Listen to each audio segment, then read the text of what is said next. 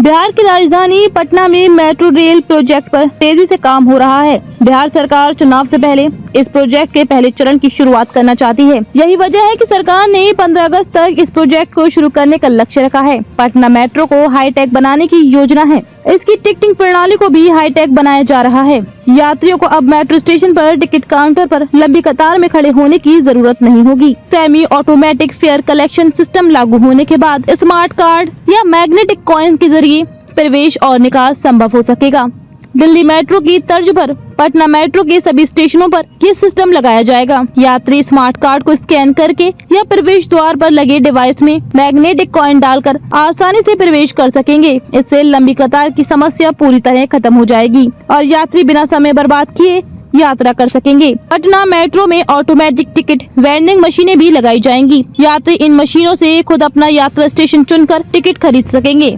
इसके अलावा इन मशीनों से पटना मेट्रो के स्मार्ट कार्ड को रिचार्ज भी किया जा सकेगा, जिससे यात्रा भी आसान हो जाएगी। जानकारी के मुताबिक दिल्ली मेट्रो रेल कॉरपोरेशन ने पटना मेट्रो के प्रायोरिटी कॉरिडोर के 5 स्टेशनों पर इस नई प्रणाली की आपूर्ति और स्थापना के लिए एजेंसी चयन की प्रक्रिया शुरू कर दी है। इस परियोजना पर करीब 2 करोड़ रुपए की लागत आएगी और इसे 20 मार्च 2025 तक अंतिम रूप दे दिया जाएगा। बताया जा रहा है कि अगले 6 महीने में सभी उपकरण लगा दिए जाएंगे। बता दें कि पटना मेट्रो का प्रायोरिटी कॉरिडोर मलाही पकड़ी से न्यू ISBT तक करीब 7 किलोमीटर लंबा होगा, जिसमें 5 स्टेशन मलाही पकड़ी, खेमनी चक, भूतनाथ, 0 माइल और न्यू ISBT होंगे। हालांकि फिलहाल खेमनी चक स्टेशन पर चल रहे निर्माण कार्य के कारण शुरुआती चरण में मेट्रो सिर्फ 4 स्टेशनों पर रुकेगी। पटना मेट्रो के नक्शे में खेमनी चक मेट्रो स्टेशन सबसे महत्वपूर्ण इंटरचेंज स्टेशन होगा। यहाँ से यात्री आसानी से दोनों कॉरिडोर की मेट्रो में जा सकेंगे। एक line Rajendra Nagar, Ashok Rajpath, Fraser road होते पटना जंक्शन जाएगी। दूसरी लाइन पुराना मीठापुर बस स्टैंड, बेली रोड होते हुए सगुना मोड़ जाएगी। राज्य सरकार ने अगस्त 2025 तक पटना मेट्रो का परिचालन शुरू करने का लक्ष्य रखा है।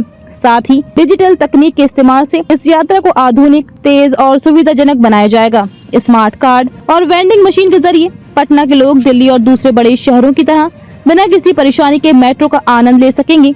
इस बीच पटना हाई कोर्ट ने बहुप्रतीक्षित पटना मेट्रो डिपो से जुड़े कानूनी विवाद पर अपना निर्णय सुनाते हुए राज्य सरकार को बड़ी राहत दी है। न्यायालय ने रानीपुर और पहाड़ी मौजे के भूस्वामियों की ओर से दायर की गई दर्जनों अपीलों को खारिज कर दिया, जिससे अब मेट्रो परियोजनाओं के लिए भूमि अधिग्रहण का रास्ता साफ हो गया है। कार्यकारी मुख्य न्यायाधीश आशुतोष कुमार और न्यायाधीश पार्थ सारथी की खंडपीठ ने इस मामले में निर्णय सुनाते हुए स्पष्ट की पटना मेट्रो डिपो और टर्मिनल का निर्माण अपनी निर्धारित जगह पर ही होगा।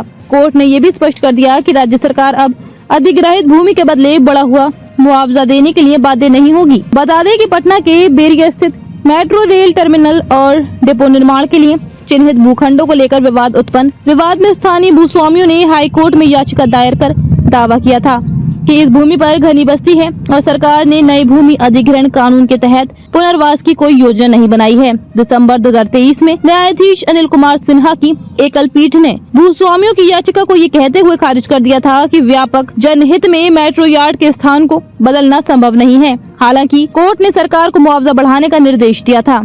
इस निर्णय के विरोध कई भूस्वामियों ने 2 जजों की खंडपीठ में अपील दायर कर अधिग्रहित भूमि को वापस करने की मांग की थी। उनका तर्क था कि इतने बड़े पैमाने पर 100 से अधिक परिवारों का पुनर्वास पटना शहर में संभव नहीं है। राज्य सरकार की ओर से महाधिवक्ता PK शाही और अधिवक्ता किंकर कुमार ने बहस करते हुए कोर्ट को बताया था कि निर्माण कार्य काफी आगे बढ़ चुका है और जिस डिपो के लिए अधिग्रहण की प्रक्रिया चल रही है उसके निर्माण में 100 करोड़ रुपए से अधिक की राशि खर्च हो चुकी है। याचिकाकर्ताओं का कहना था कि उन्हें भूमि अधिग्रहण पर आपत्ति दर्ज कराने का मौका ही नहीं दिया गया। आरोप लगाया कि 1 जून 2021 को प्रकाशित अखबारी नोटिस के आधार पर मात्र 2 दिन में यानी 3 जून 2021 तक सभी आपत्तियां निपटा दी गयी, जो पूरी प्रक्रिया को संदेह के घेरे में लाता है।